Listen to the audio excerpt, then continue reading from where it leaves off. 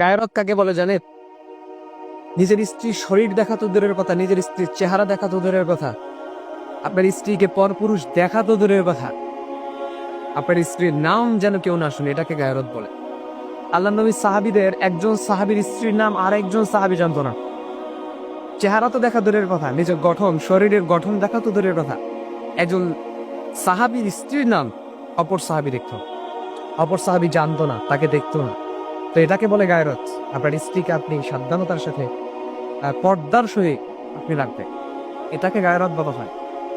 আপনি এমন জীবন সঙ্গী বেছে নিবেন যে জীবন সঙ্গী খাদিজা রাদিয়াল্লাহু তাআলা আনহার চরিত্রের সাথে মেলে, যে জীবন সঙ্গী খাদিজা রাদিয়াল্লাহু তাআলা আনহার মতো হাজারো কষ্টের পরেও আপনার সঙ্গে থাকবে। তার চেহারা থাকুক বা না থাকুক, বয়স কত হয় হোক, তার ধন সম্পদ থাকুক বা না থাকুক, এমন জীবন সঙ্গী আপনাকে নিতে হবে যে জীবন সঙ্গীকে জীবনে কোনো পরপুরুষ তাকে চোখ দিয়ে দেখেনি, তার নামটা পর্যন্ত শুনেনি, এটাকে গায়রত।